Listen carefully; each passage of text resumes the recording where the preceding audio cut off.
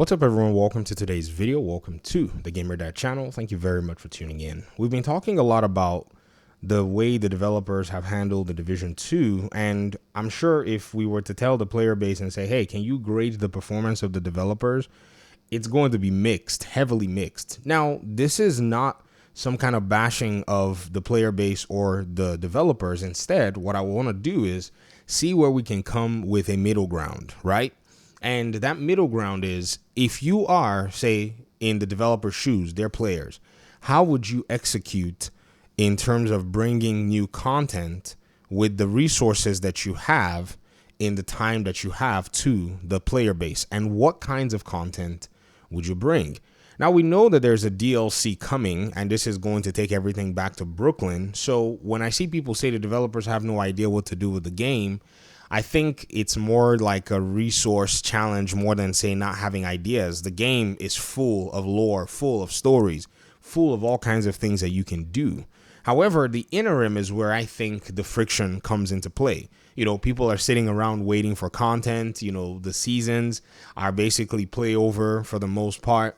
Now, you know, there is a lot in the division to do nonetheless. I'm just saying. But if you are in the developer's shoes, how would you handle the game? I think this is where the conversation, you know, is trying to find valuable feedback rather than the sporadic feedback that can be, you know, sometimes not so pleasant when it comes to talking about Tom Clancy's The Division 2. And I think because the developers actually do, you know, take into account what is being said in the community, believe it or not, you know, they're scouring the social media websites, they're looking at the YouTube comments, they're looking on Twitter, you know, and they're looking on Reddit posts as well to see what people are saying and to see what people think. It may not necessarily be a bad thing if there's some simple implementations and some tiny little things that they can actually do that will actually make for, in my opinion, an exciting game, you know, game mode. But here's the thing. I think they've exhausted multiple options in this regard, and except for survival. Now, you see, so this is where I would say the developers, this is where you guys come into play, and this is where the onus is on you, and you need to own and eat this particular responsibility. Years ago, when the Division 2 first arrived on scene, one of the community managers was streaming. I remember he was streaming the Dark Zone, and I went on chat and I said, are the developers going to actually bring survival to the Division 2? And on that stream, he replied, there are no plans to bring survival to the Division.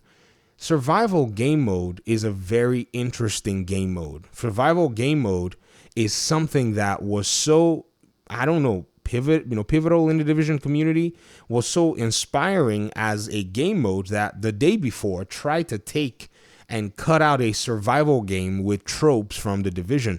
That's how influential that game mode was.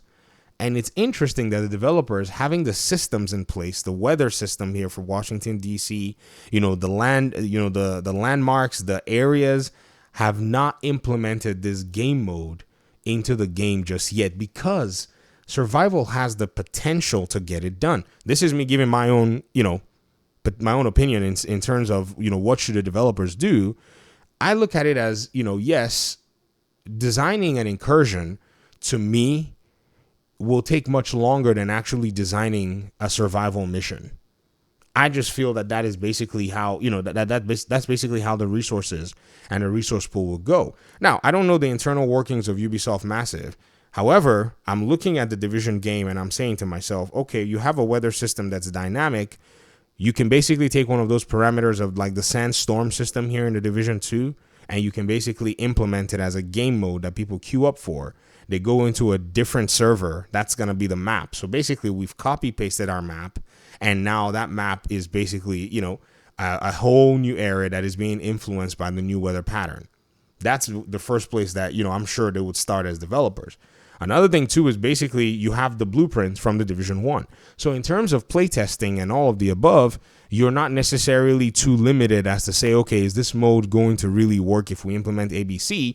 you can take your blueprint and then you can cut and or add whatever it is that you want. So that blueprint basically will guide you, taking your enemy NPCs and putting them in specific areas and having, say, the event that causes the survival. It doesn't have to be, the same as, say, when, the chopper got hit by a billboard and then it crashed. It could be anything. You could be like, oh, there's this particular area over here where something is going on. And in this storm, it's crazy. We need you to go in there and we need you to go do something, or, we need you to go help this place where there are little children, this school. It seems like they got surrounded or whatever it is. And, you're driving like a vehicle. You don't even have to be in a chopper, or be in a chopper, for crying out loud. It's a Division. That's all we do. Crash choppers, right? And then the chopper is, basically his visibility is low and all that stuff. And you guys have to basically evac the chopper or whatever it is. Bam, you're in survival. And now you have like the elements that are basically trying to take out the player at the end of the day. So there are multiple things that the developers have little iteration for that I don't think they've basically leveraged properly. And at the end of the day, I wish that, the developers really took those into account while making their decisions. And I think this would probably have basically, covered some ground, allowed for easier implementation than writing and designing and, doing mechanics from, a lot of these big missions that they've basically brought in. And, it took a lot of time to bring them in. But I'm looking forward to the DLC. I'm looking forward to the New York DLC. However, I think covering ground, really, really helps with content that has kind of this replayability and is something that a lot of players have basically been asking for a long time. And not only just make survival, but also make it where, the game mode has some little parameters that can change. They do it here in the Division 2. Like, this stuff is not, I don't think it is challenging for the developer, seeing that they already have all of what it takes to do it. Another thing about, making the game mode slightly, changeable is using similar systems that they've used to, make our invaded missions and make our legendary missions and make our regular missions. Because you can go to the exact same, District Union Arena. You can play the Outcast version. You can play the invaded version with, the Black Tusk, and you can play the legendary version with the Black Tusk on crack. Like, whichever, it's interesting that you can actually do those three things from one mission, standpoint. Then control points, all of those things, they really, in my opinion, have the ingredients for this very, very interesting, recipe that can be put together. But anyways, these are my thoughts. I wanted to go ahead and share them here in the community because I really feel like the developers, could have really leveraged a lot of this and, to be very honest, closed up the gap as to, bringing some really cool ideas to the game that were already existing. Nothing new, something that has already been battle tested. And they could basically, in my opinion, continue to keep their community engaged and win over those who may necessarily not be too, keen on their methodologies. Thanks for watching the video. Let me hear your thoughts in the comment section. Hopefully we'll talk pretty soon in another one. Peace out.